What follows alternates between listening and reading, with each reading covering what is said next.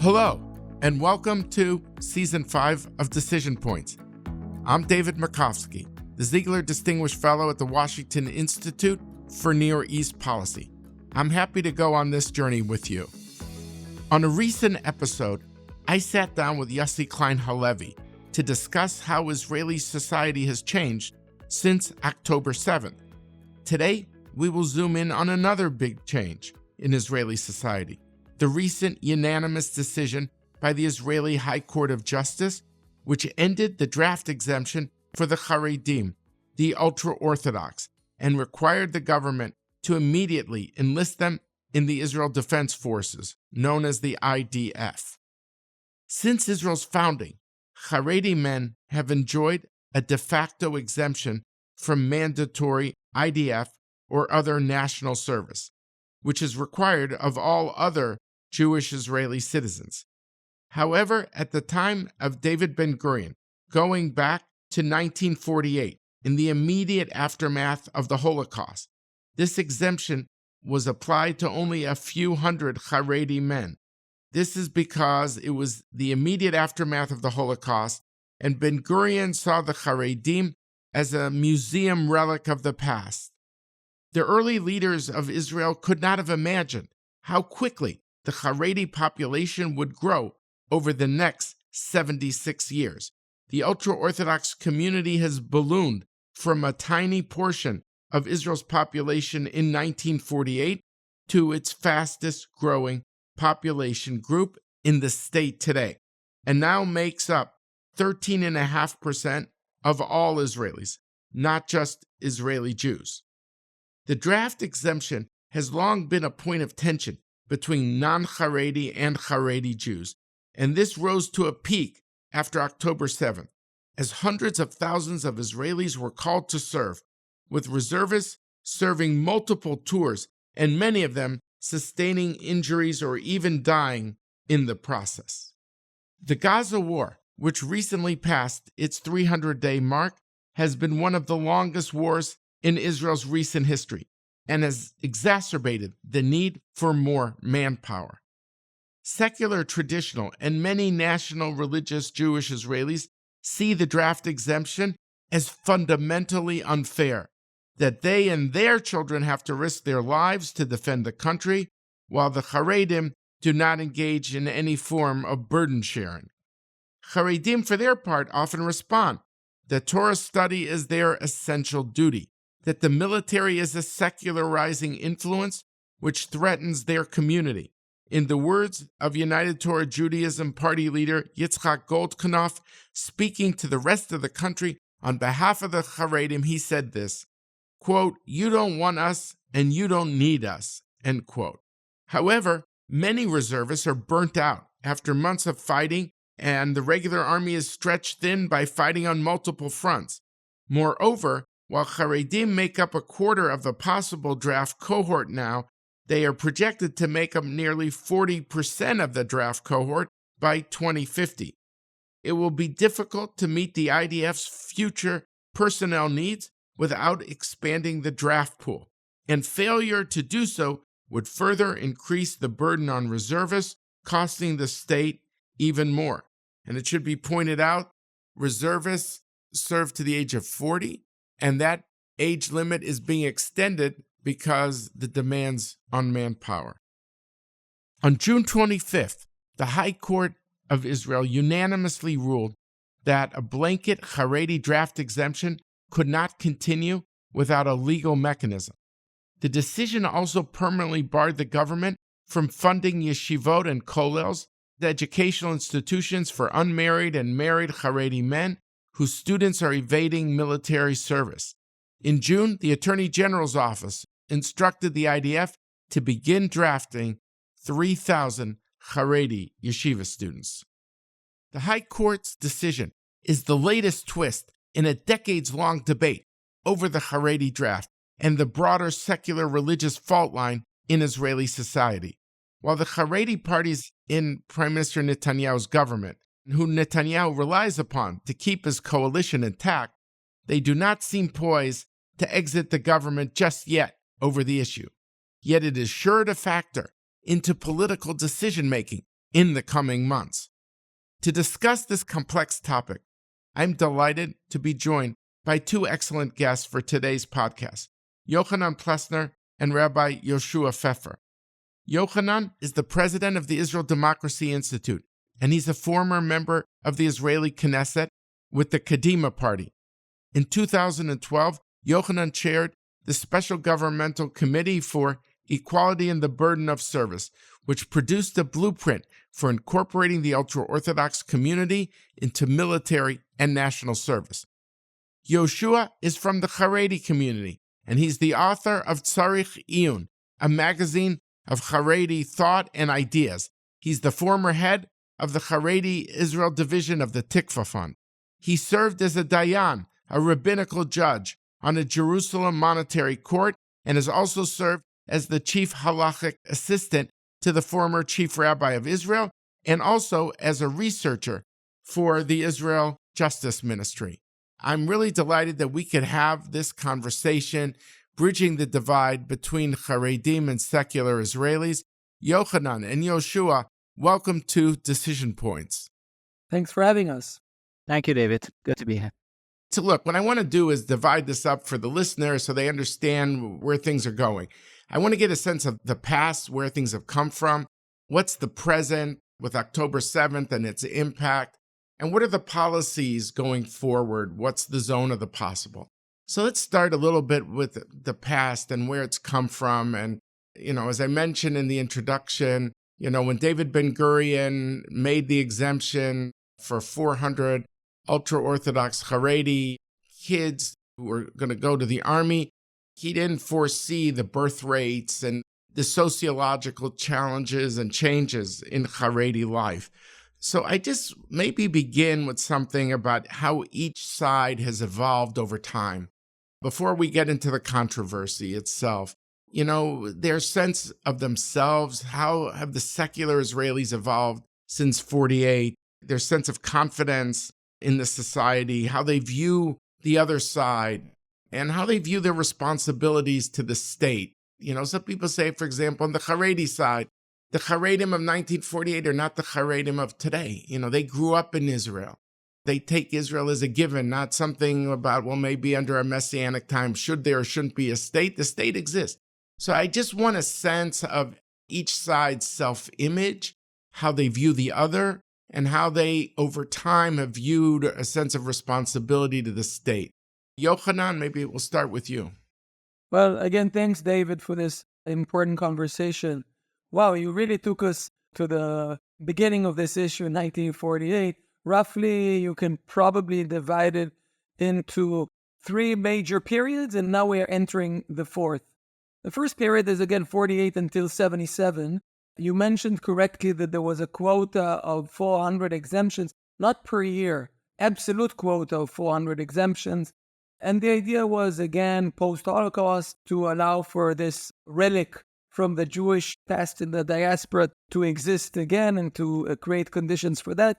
In that period, ultra-Orthodox men otherwise both worked and served in the military.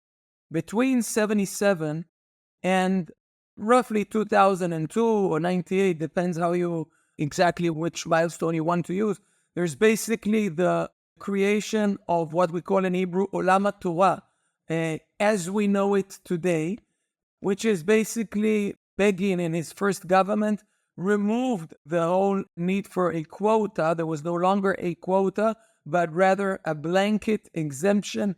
Every ultra-Orthodox man that reached the age of 18 could obtain deferral of service that at some point, some late point, turned into an exemption. It's not only important the deferral, but the fact that it wasn't an immediate exemption, but rather a deferral, because this, in a sense, is the piece of legislation that created the world of higher yeshivas and kollelim as we know them today, because it created a legal requirement for every ultra-Orthodox man to go to the yeshiva. Otherwise, they're taken to the military, and that's against the norm in their society. So this really begging decision that I'm not quite sure, it's a Decision Points podcast, so it was a critical, very consequential decision. I'm not sure that Menachem Begin was aware of the massive repercussions. But that created the world of higher yeshivas, basically between the age of 18 to roughly 22, and later on, once they get married, on average between 22 and 23, move on to kolelim, and that kolel stipend for ultra-Orthodox men, if they wish, it continues until the age of retirement, age 67. So it was basically created an entire welfare system that is legally available and to some extent mandated for ultra-Orthodox men. Back in 2002, again, anyway, between 98, when the Supreme Court decided this arrangement requires regulation by legislation, and in 2002, when the actual legislation went through the Knesset, it was called the Tal Law. Basically, that was roughly a 20-year period since then, when those exemptions that at some point, or deferrals that turn into exemptions, were regulated by some legislation. Essentially, it didn't change much, but there was a legal underpinning for this entire arrangement. And now we're entering into a new era, uncharted territory, because never in our past were we in a situation where this whole situation of exemption or deferral from service was not regulated either normatively or legally. Today, there's only one law in the land, which is what we call in Hebrew Chok Shirut Bitachon, the legislation for security service, and that, based on the recent court ruling, should apply equally to all eligible men for service. Men, because women have different arrangements. So, therefore, none of the lessons learned from the past are directly applicable to the current situation. The current situation whereby an ultra-Orthodox man that reaches the age of 18 has the duty of service is a situation that never existed for sure since 1977. So we're going to discuss how it will unfold and what are the options, but we have to understand that none of what happened in the past is a true guide to what's going to happen from now on. And of course, another change that overlapped or sort of occurred simultaneously is the fact that not only did this legal arrangement that allows for this massive exemption expire, but October 7th broke out, and there's a real, genuine need for real soldiers, not for numbers, for real soldiers, combat soldiers and combat support, but those who are really coming to serve at a young age with a real willingness to serve and so on, because the military now is absolutely stretched as a result after such a long period of combat. We're seeing it both with respect in terms of the pressure on the standing army and on the reserve that is, nobody ever designed Israel's reserve army to withstand such pressure. It was designed in order to, like a muscle that you use for a few weeks or a few months, and then you release it.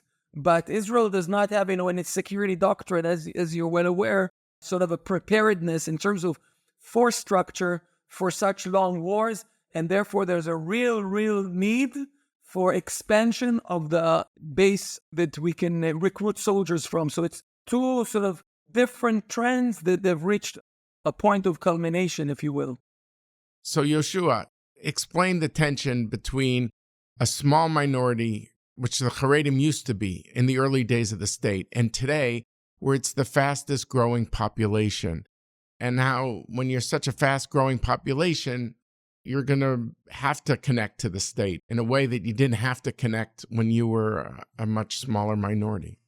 That's absolutely the tension. Let me present an anecdote just to try to explain where this lies, because I heard once Yaakov Litzman used to be the health minister, Israel's health minister.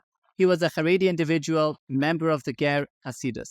And a leader of the ultra-Orthodox movement of what we call Yahadut Torah or United Torah Judaism. Some people would call it in America. UTJ, that's right. He himself is a member of Agudas Israel, which is a part of UTJ, absolutely. And he was being interviewed on the radio, and the interviewer asked him, listen, you guys are growing fast. Let's pretend that you now get a majority of the Knesset. What do you do on the day that you're a majority? And Litzman, his response, and I think this was a sincere response, he said, we will always be a minority. We're never going to be a majority. And the interviewer, he persevered to his credit. And he said, you know what, let's just imagine for a second. I realize that this is not tomorrow's reality, but let's just imagine. What do you do on the day that you have a majority? And Litzman was true to himself. He said, we will always be a minority. This is a deep insight into what Haredi society represents. In the Haredi mindset, we are a minority by definition, because the entire raison d'etre of the Haredi space is to continue on the Jewish life that was created, developed, and nurtured before the state of Israel existed. It's a Jewish life that reflects an exilic position, Jews in exile. And you'll read this in the pages of the official Haredi organs, Yated Ne'eman, Hamodia, whatever it is. You read about how our participation in government is not because we're a part of Israel, but only because we have to take whatever we can for the purpose of our back gardens, the yeshiva, the institutions, the communities, the Hasidic courts. And of course, this creates incredible tension, because that's good when you're a small minority of 2%. When you're encroaching on 14% and rapidly growing, when you are dominant in Israeli politics, when you have ministers in government, when you have a representative in a security cabinet, then to what degree does it continue to make sense to say that we're still in exile? To what degree does it make sense to say that our responsibility is limited to our back garden of Torah and devotion? Our responsibility is much bigger today. And there's a certain disconnect between the Haredi public, if you want, young Haredim, who I think do appreciate this and are looking to take on greater responsibilities, and between the older generation, the political leadership, some of the rabbinic leadership that are still very much in that old mindset of we're a small minority, we're a persecuted minority, we're under threats from the secularism of the outside. And of course, I'm not belittling the threats of secularism, but what I am saying is that the old model of the small Haredi minority versus the big, strong Israel, that is not a tenable model for the future of Israel in the 21st century. I'm glad you said that, and I want you to respond to Yohanan, what he said about October the 7th, and because to bring this into the here and now, as you say, the Haredi community has to think differently than it did when it was a small minority, and you pointed to the tension between leadership and young Haredim who very much are aware of what's going on around them, whatever communication they have through the internet. And we think with COVID that is accelerated, that they needed those connections, and they don't seem to be going back. They're very aware of what's going on and the security demands of the state. So how do you deal with that? How does the rank and file that seems to be ahead of its leaders here, of its rabbinic leaders who maybe came from a different generation, because a lot of the Haredi leaders sometimes are called the Gadol Hador, the greatest of a generation, only when they're 95 years old. And it's typical that someone's 95, whether it's Rabbi Kamenetsky, whether it's Rav Steinman, whether it's Rav Shach, I go through like 10 of these people, but they only become a leader at a very advanced age. But the dynamics are happening to people younger than them that are seeing what's going on with the state. What's going to be, in your view, that is going to, and we'll get to the policies, fine-tuning, but how does the fact that the state needs Haredim soldiers going to play out in terms of that tension between the leadership and the rank and file? So let me tell you a small secret about how rabbinic leadership works. Of course, the rabbinic leadership sees its raison d'etre as one of conservation, one of preservation. It wants to keep what's been done before and preserve that for the future. That's really how it sees its purpose. However, there are significant parts of that rabbinic leadership that also appreciates that there's a need for a shift. There is a need for a change, and it relies on some of the social dynamic that takes place in the field for that change to take place. In my own conversation with that rabbinic leadership, there is a real fear that if they would say something like now we're changing, people need to go to the army, people need to go to work, something like that, then this entire edifice of Haredi society could crumble like a house of cards. It requires an organic process that comes from the field. And right after October 7th, we saw this. We saw a real situation of unity. We saw a situation in which many thousands of Haredim really felt that they were recruited, not initially straight into the army, but recruited to do whatever they could in terms of participation in the national effort of this war. And my feeling is, ultimately, a lot of younger Haredim, the new generation, feels itself Israeli for many reasons. Number one, yes, because of the size of Haredi society. They're there by definition. Number two, yes, because of exposure, because of internet and so on. And number three, because you're in the same country for multiple decades, it grows on you. And the Haredi leadership is afraid of this, afraid of Haredim that are, going to the Israeli right, participating in, Ben Gvir riots and so on. This scares Haredi leadership because there's a vacuum. And when there's a vacuum, these are the things that happen. And if you're asking specifically about the army, well, it's a process. It's not something that will happen overnight. And yes, we do need help from government here because it's not so simple. Within Haredi society, there have been a lot of, I would say, gains or developments in other areas, in academia, in the workforce, and so on. In the army, don't forget, that's the spearhead of what it means to be the new Jew rather than the old Jew. It's the spearhead of what it means to be Israeli, fighting and determining your own destiny rather than this continuity, perpetuation of the exile that Haredi society lives. So there's a special tension with army, not to speak of Ben Gurion's melting pot idea, that in the army we forge the identity of the new Jew. There is a heightened tension concerning army service. And of course, army service changes your life.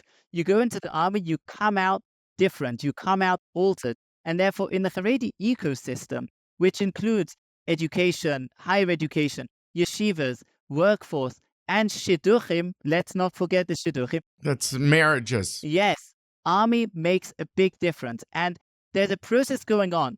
The number of Haredim going into the IDF has definitely increased since October 7th. Many have done what's called Shlav Bet, stage 2, which people say it's not meaningful because it's only 2 weeks or 3 weeks of regular service, and then you go into reserves. But when I've given classes for these stage 2 guys, they're amazing. They're real Haredim. They say, we want to take a part in this. We want to go back to our neighborhoods in uniform and demonstrate that it's possible. So things are happening. But right now, we've taken steps back. Because of the Supreme Court decision, everybody must go to the army. All right, let me ask Yohanan now, if I could. Yohanan, how do you deal with what Yehoshua is saying, which is that the changes are happening, but for them to be enduring, they have to evolve from within. If they're imposed from without, it will be artificial and it'll be easier to torpedo them by the forces that want to thwart them. So let the organic evolution keep evolving in a good way and don't try to impose it because you might kill it by going too far, too fast. What do you say to that? That it's a great theory, and I wish reality would be corroborated, or that it would be corroborated by the facts, but the reality is the opposite. This basically is what you just described was the paradigm of the state and of the state law vis-a-vis the ultra-orthodox community since this issue of exemption was legislated back in 2002. The idea was, let's create options, let's provide carrots, let's create multiple options for Haredi men in different age groups, and let's hope that the numbers will increasingly grow and we will see successful models and so on. By the way, just to explain to our listeners who might not know all the nuances, the Tal law, am I correct, which was to create a situation because when the Haredim did not go in the army, they also could not work. They were kind of stuck in the yeshiva in a certain way. And so what the Tal law did in 2002 was it enabled options so that, let's say you're 22 or 23 or whatever, you could go out and work. And then once you're out there, you could join the reservists. That was the incremental theory. Yeah, that was the theory, but the theory failed. It supposedly created options. De facto, it only created one real massive option, which is deferral of service contingent upon staying in a higher yeshiva and a kollel. And the vast, massive majority of ultra-Orthodox men chose that option. And all of those nice talks, and I followed them, for 15 years, I've been following it very closely. So back in around 2009, the number of ultra-Orthodox men who was recruited for service was roughly around 1,200 per year. Back in 2022, which is the last year that we have good data for, it was again about 1,200. But then it was 1,200 out of around a cohort of about 6,000.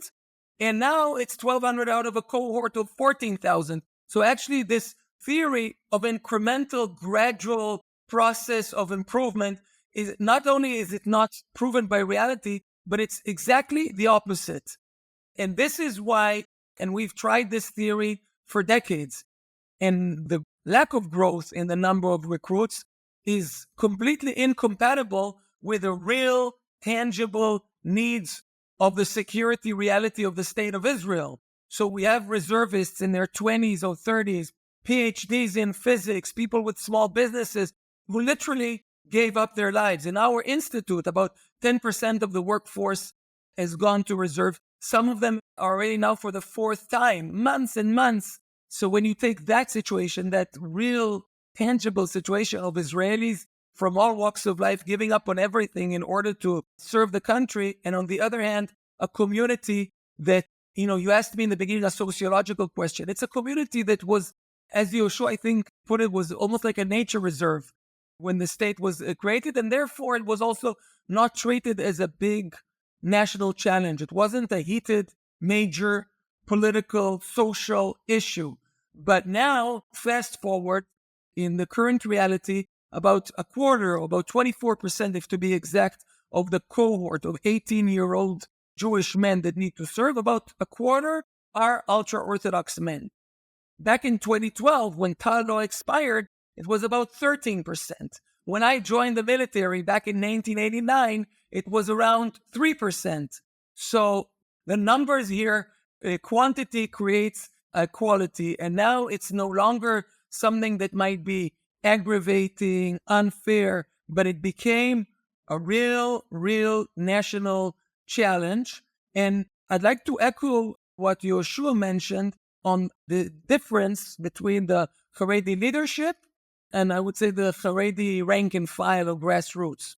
Now, the Haredi leadership, in terms of the mindset, there's pretty much zero change between post-October 7th, before October 7th, 2024, 2012, 2002, and 1977. I mean, it's the same kind of demands, zero ability to make any kind of compromise, zero ability to take any kind of responsibility from the position of leadership on the fate of the state, the fate of its security, the fate of its economy. And we have to understand, David, you said, well, it's those 95-year-old leaders who are sort of detached.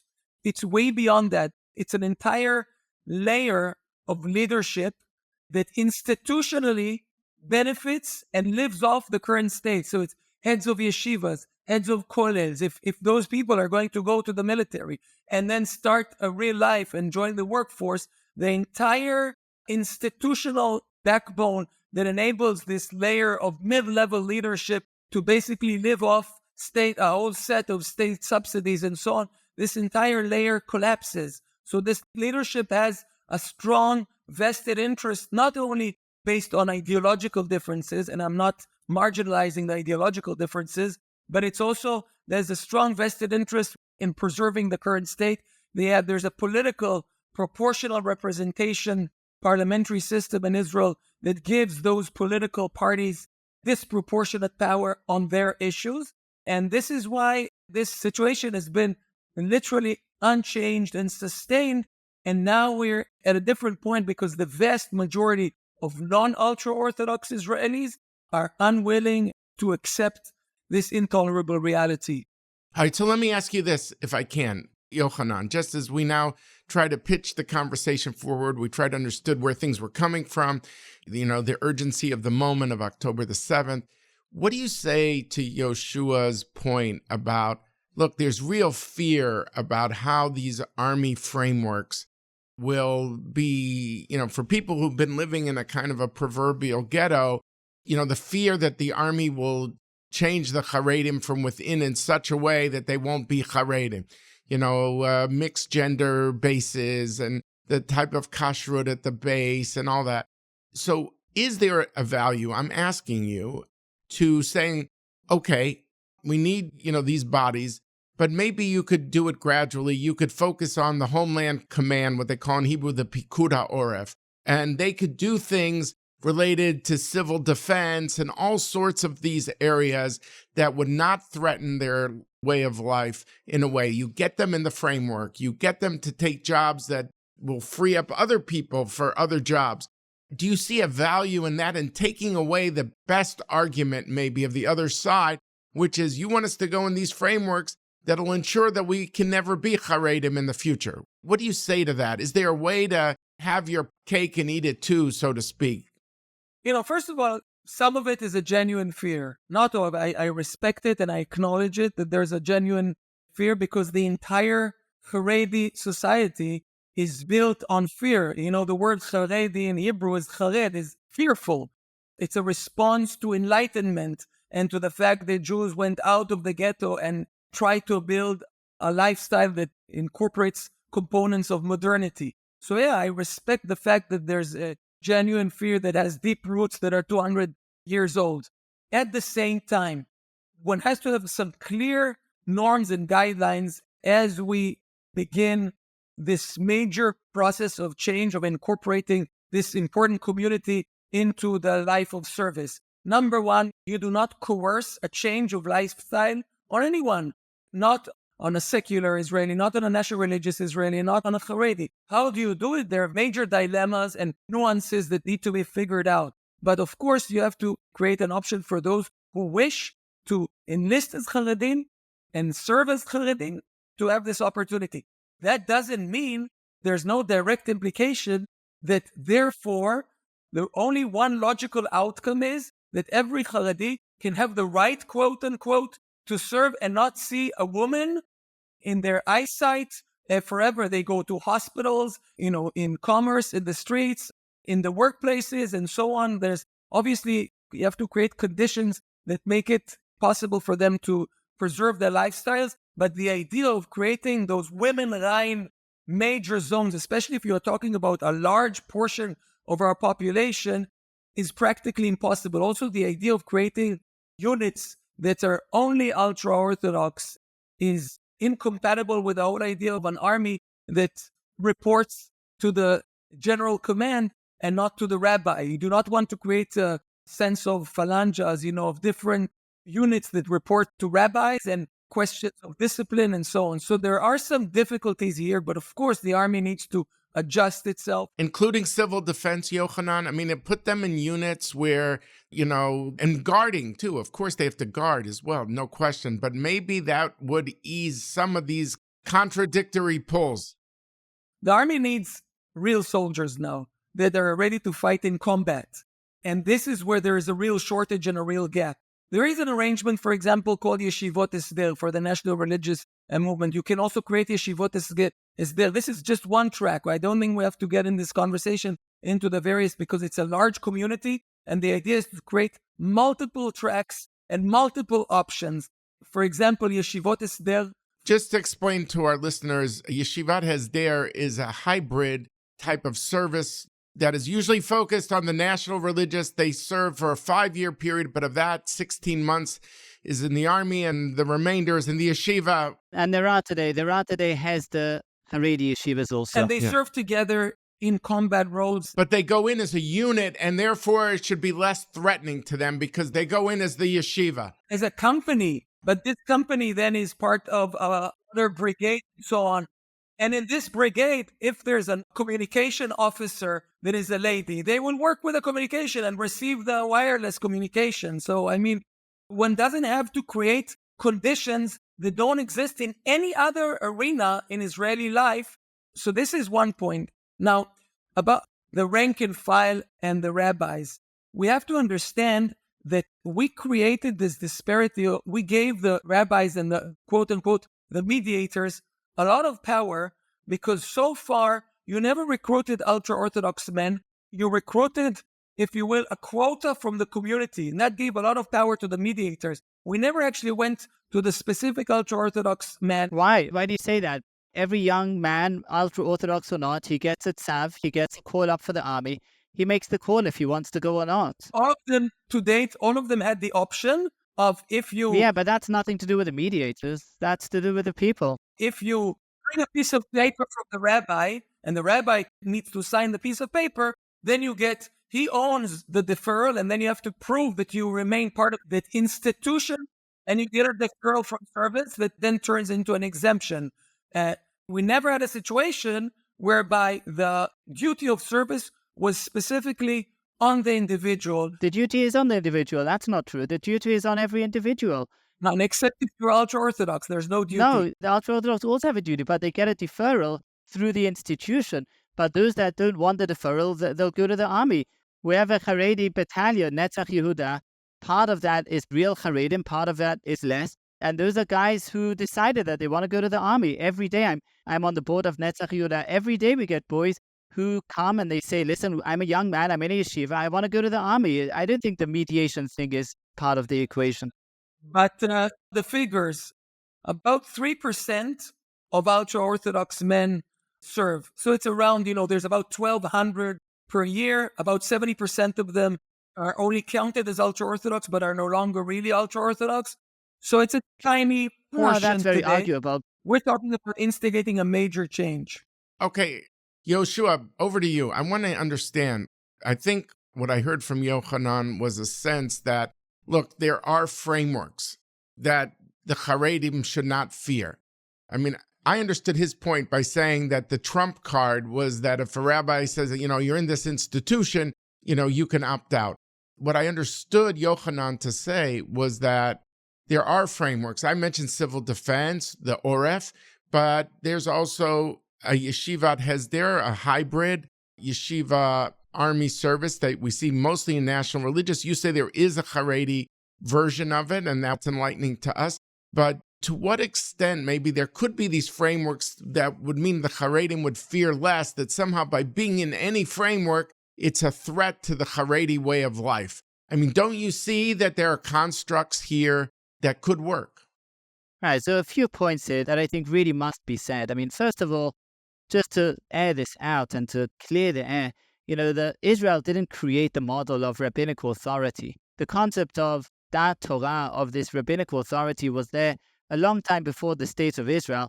Again, it doesn't go back to Har Sinai, but it's Israel didn't create this. And I think this is a, typical hubris to think that, Israel created the Haredi model. The Haredi model was there before, and a lot of people are going to listen to the rabbis, whatever we want to do. I think that there is a case to be made for an intermediate rabbinic leadership that can speak to the people in Hebrew, in a cultural Hebrew language, and be able to deliver different messages, and that's taking place today. But let me come in, though, on your point, David, of the different frameworks that can possibly be established, because we have to understand, before October 7th, the army was not particularly interested in integrating Haredim into the IDF. I met with senior generals, major generals in the army just a few years ago, maybe 4 years ago, and we discussed Haredi integration into the army. And on the agenda were two things: Haredi integration and the integration of women in the army, which is, of course, a major agenda for the army. And between the two of them, right, there's a tension between those two integration plans. And for the generals who were there, when we asked, what are your priorities? It was a joke. They said, well, of course, we're much more interested in ensuring that women serve in every unit than bringing in Haredim. Who even wants the Haredim in the army? Haredim are a headache for the army. At the time, of course, there was a government initiative and pressure from Israel, from the Supreme Court, from the government. But the army was not particularly interested. And from many years of experience with the IDF and integration of Haredim in the IDF, there have always been issues and incidents on a weekly basis of Haredim in the IDF in which the regulations that the army itself made were not fulfilled, were not lived up to, because the spirit that was blowing down from the high command was that this is not the priority. And today, just the other day, last week, I met with a General Zini, who is now establishing a Haredi brigade, or trying to establish a Haredi brigade. And this is conceded by the army. This is no secret. And therefore, it's only since October 7th that we've realized that the focus of Haredi integration in Israel isn't the economy, like Mr. Plesner and others used to believe. And don't forget, the law that is being drafted today and trying to pass today was a law that's been around for years. And it focuses on economic integration rather than army integration. And there's a reason for that. It's because it was broadly believed that that's the most important and urgent issue of Haredi integration. And by the way, on that front, there has been real progress. We've only started focusing on army since October 7th, after the understanding that we actually need soldiers. I strongly disagree with this concern of creating these militias, Haredi militias. If there'll be, an all Haredi unit, then it'll become some independent militia that will listen to the rabbis instead of to the army commanders. Of course, we're in the army. Of course, this is a part of whichever brigade it is or whichever army it is. However, it is super important to be sensitive to the Haredi needs in terms of being a part of the IDF. This didn't begin today. There's a long history. You can't just ignore that history. You can't ignore the trajectory and expect Haredim to participate like everyone else. This is exactly what Haredim are fearful of. Haredim read the invitation of Israel as follows. There's a letter.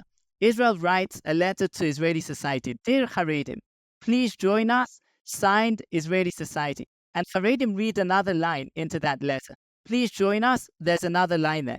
On our terms. And I understand that Israel is afraid. A lot in Israel are afraid of Haredim participating in Israel because they'll bring gender separation, because they'll bring halachic norms, because everything is going to change. So I understand fear. But if that fear is translated into an invitation of participate with us, but on our terms, then the Haredim are going to perceive that they're not stupid and they're not going to come. And therefore, that's very important. And I'd like to make another very brief point on your question, David. And that is, the question isn't just the invitation and what are we going to facilitate. The question is, how do we invite the Haredim? And Yohanan mentioned, today everybody wants the Haredim in. It's true. It's unprecedented. Even the religious want the Haredim in. Everybody is angry with the Haredim. And I think the Haredim are getting the message. Everyone is angry, and this is not going to be able to continue as it was before. I think we're getting the message, and we'd better be getting the message. However, there's two different messages out there. There's one which is the legal message, Shivyon Benetel, equality in serving, in sharing the burden. And that means everybody has to be in. Equality means everyone. It means Tel Aviv needs to live up to the same percentage as Modi in and stop being unequal. It means that you can't have Hesder because Hesder is not equal. It's only 16 months rather than 3 years. Equality is this absolute, utopian, and very inflexible concept. And I think that from the religious Zionists, at least some of them, they're speaking a different language. They're not saying we need equality, all the Haredim need to be in. They're saying we want to see brotherhood. We want to see that you're a part of this. We want to see that you care. We want to see that you're involved. And then you can have an idea of, okay, let's begin with Haredim who are not in full-time Torah study. Because don't forget, that's one of the big sensitivities over here. What do we do with yeshiva guys? Let's begin with thousands of Haredim who are not in full-time Torah study, who are in yeshivas that their entire purpose is to keep these guys out of the army. Let's start from there. Okay, so there we go. This is the last round, and I'm going to start with you, Yehoshua. I'm going to give you, Yohanan, the last word. But look, I take away some hopeful tones here. What I hear from you, Yehoshua, is the following, that there is an anger in Israeli society because of October the 7th, and the Haredim are getting the message. Maybe secular people or people living in America don't realize they're getting the message, but they're getting the message, and that this is a turning point. And that's important. Your point about the differences between the rank and file versus the leadership, that it's not just blindly following the leader. The rank and file realize that the status quo cannot continue. The fact that the Haredim are a larger percentage of Israeli society writ large, and they can't be a separatist enclave like they were in the early days of the state. And the belief that if you focus, as you just said, on the people who are not in the yeshiva, and we've seen all these statistics that maybe only 29% of the relevant age level of the Haredim are actually studying 8 hours a day. And by the way, in the yeshiva, they're supposed to study much longer than 8 hours a day. There's night seder. They're supposed to study at night too. But even the basics, it isn't happening. There's a kind of hidden unemployment within the yeshiva, so to speak. And that's what it seems to me from what I hear, Yehoshua, that the army is actually doing. These early rounds of enlistment notices are going to those people, to the people who aren't really studying, who are between the cracks, so to speak. And you can imagine, if you're not Haredi, how infuriating it is that someone who's actually not studying, they're also being told, but you shouldn't accept the draft notice anyway. It's one thing to say religious study trumps all, but it's another thing to say, even if you're not engaged, you still shouldn't go. So what I'm wondering is this: is it fair for me, Yehoshua, to say, given everything I said, that there are real changes going on in Haredi society, and it's heading in the direction of more integration into Israel as a country and into the army itself? And now the question is the fine-tuning over how that integration is going to happen in terms of the frameworks. I think you would have to agree with what Yohanan said, that the army has to have a unified command at the top, of course. So all I'm saying is all these shifts that are going on add up to me to say, it's a matter of how and when and not if. Am I hearing it correctly? Well, yes, but not entirely. Meaning, yes, there are significant changes. Yes, the mindset is changing. Yes, Haredim are feeling more Israeli. But I cannot be insensitive to Yohanan's argument that, hey, we've been trying this for a long time and it hasn't worked. In other words, it's too incremental, almost to the point that's not even noticeable. And according to Yohanan, the numbers are stuck. Correct. And that's worthy of a response. And that is, well, have we really been trying it? Have we really been trying it? Yohanan was in the Knesset himself, and he knows to what degree this was tried.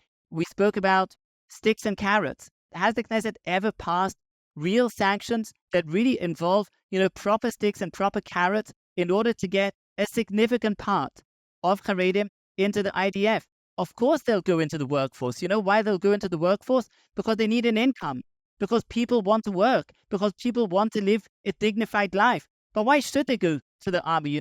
One of the best answers to why Haredim don't serve in the army is because they can. And that's true. I'm not disputing that. However, the question is, how do we now try to go on a track to try to rectify, to try to mend that situation? And even when there were no Haredim in the government, including when Yochanan was a part of it, even when there were no Haredim in the government, still, Israel's government was unable or unwilling to take the measures that would create real incentives to join the army on the part of Haredi individuals. And I do think that government needs to incentivize army service for Haredim in a significant way with real measures.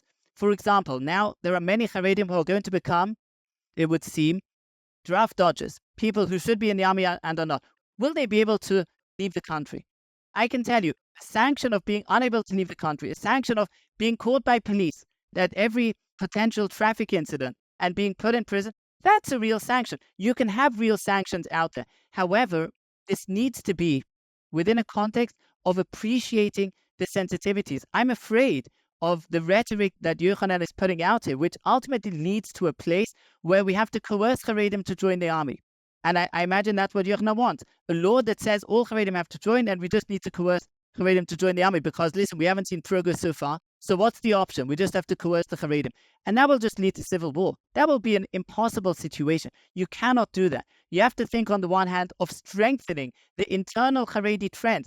Government has been unable and unwilling to do that, even to support those trends that we're speaking about within Haredi society of greater responsibility for Israel because of tensions within the government because of fear of what will happen to the coalition with its Haredi members and what might happen with future coalitions. So government has been unwilling to even support those trends. There's so much that can be done. So you're saying, though, bigger carrots and bigger sticks? Do I hear you right?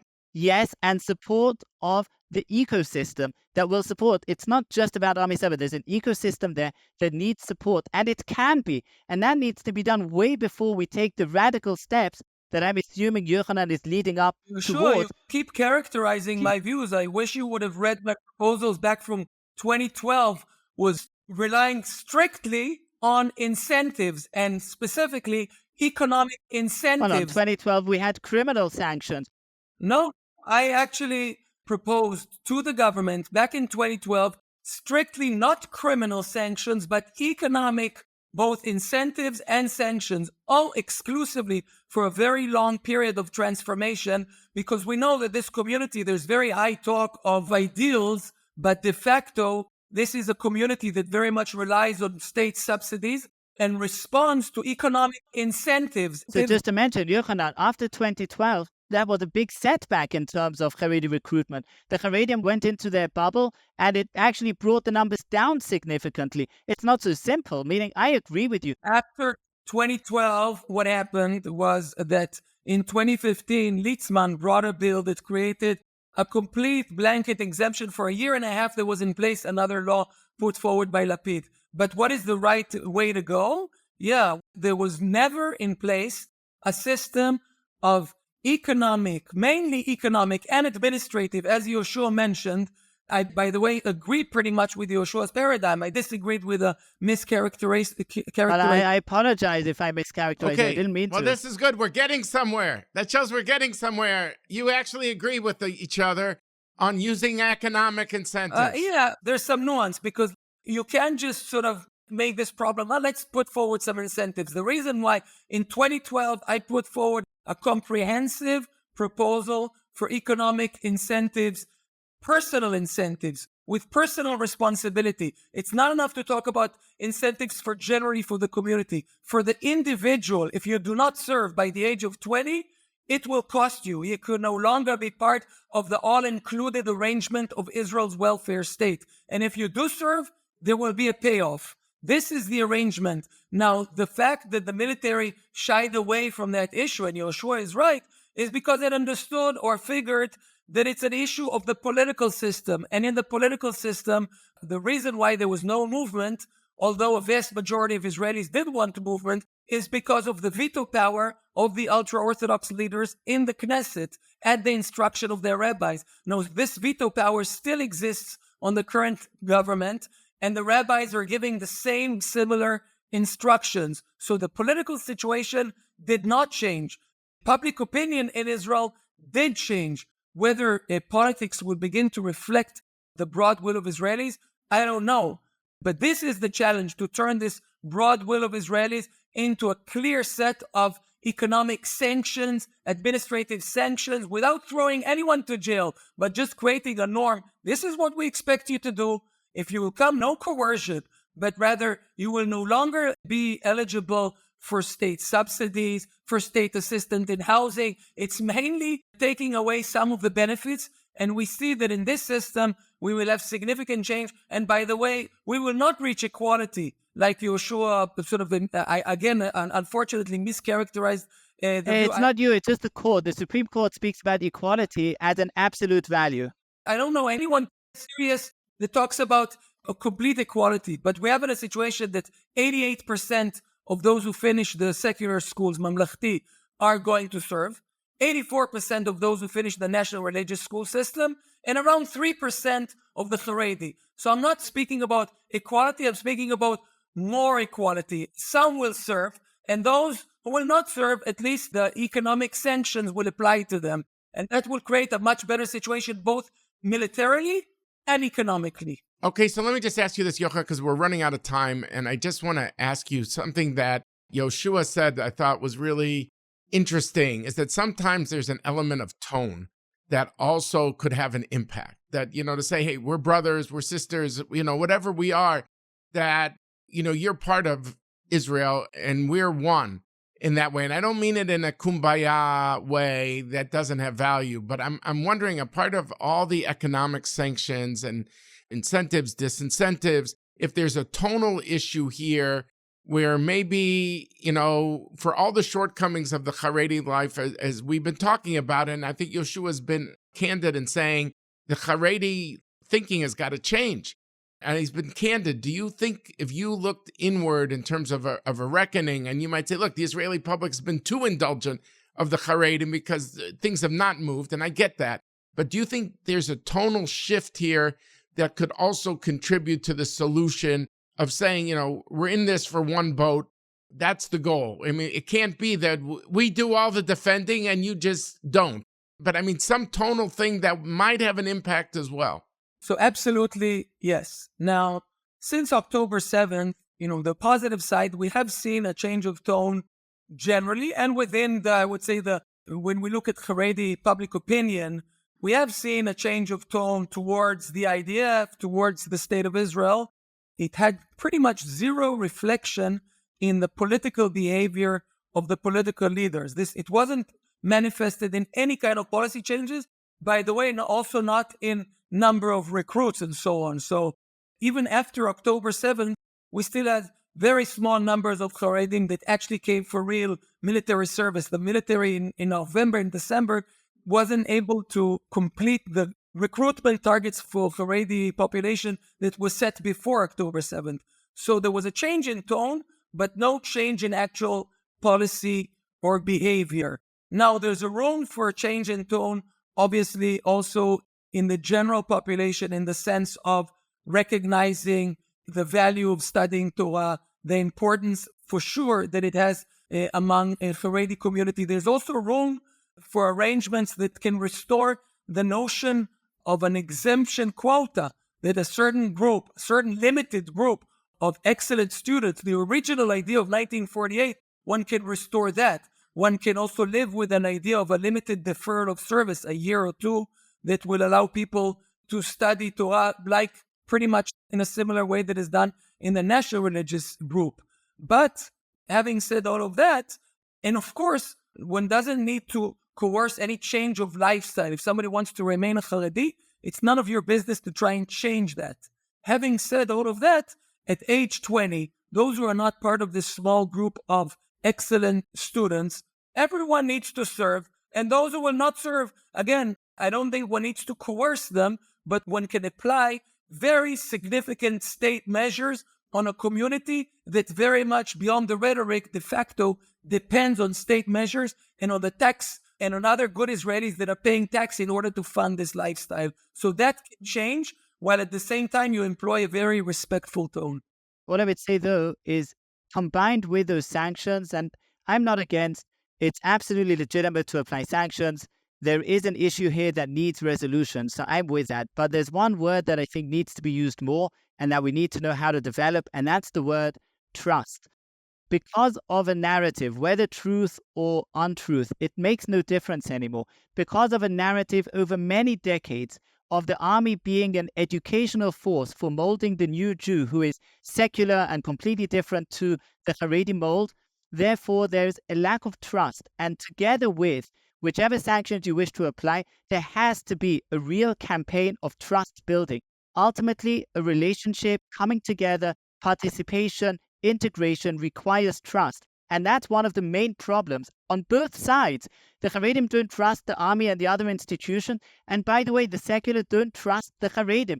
And if we're not able to build mutual trust both ways, then I see all of these measures and sanctions, they could just lead to disaster. Without having a building of trust, then I don't see real ability to move forward. And I think that needs to be a real focus alongside the sanctions and the other measures that you're speaking about. All right. On that hopeful note, I want to thank both of you, really, for a very candid, stimulating, and I would say fascinating conversation, which gets always focused on the heat between the different camps. Here, we tried to distill where could be certain policy directions that could create some convergence. So I really want to thank both of you, Yohanan Plesner from the Israel Democracy Institute and Yehoshua Pfeffer from the Tzarech Iyun Institute. I want to thank you both for really joining us here today on Decision Points. Thank you both very much.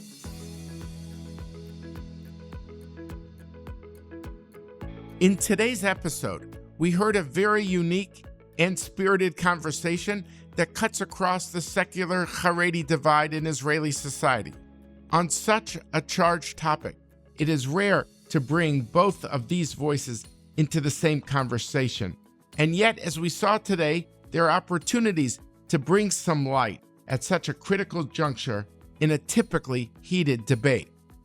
Though our guests bring very different perspectives to the table, they each acknowledge that the absolutism of each perspective cannot continue.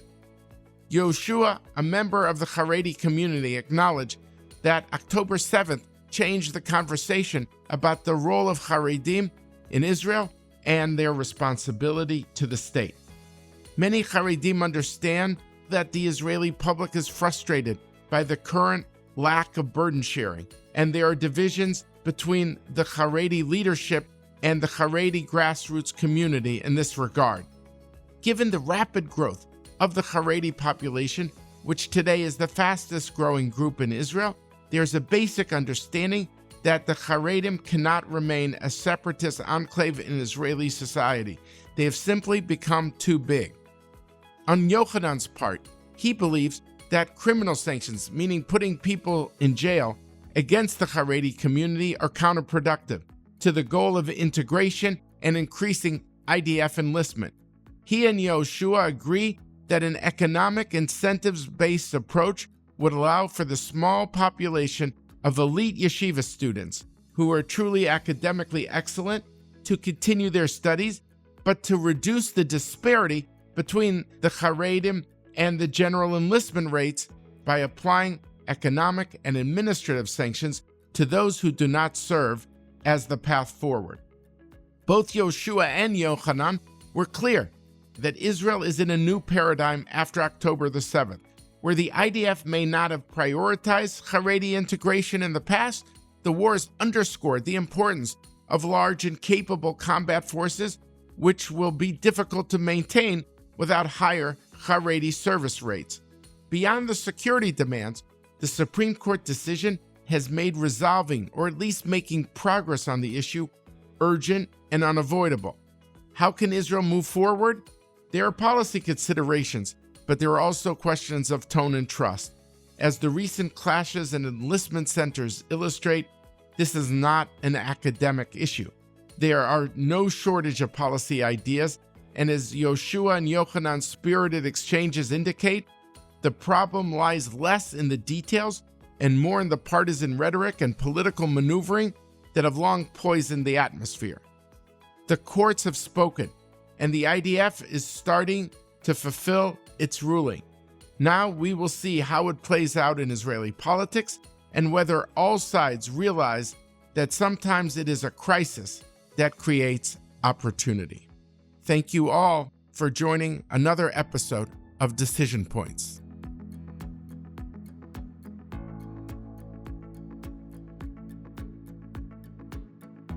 Thank you to my dedicated team of research assistants at the Washington Institute for Near East Policy. I want to thank Sidney Helbush and Gabriel Epstein, as well as intern David Ederberg. I also want to thank Rob, Hadia, and the production team at Podville Media, and listeners like you for making this podcast possible. Please leave us a 5-star review so we can grow this community. You can find Decision Points on Apple Music, Spotify, Acast, Stitcher, or wherever you get your podcasts. Download and subscribe to never miss an episode. To our listeners from all over the world, I hope you listen to all of Season 5 of Decision Points.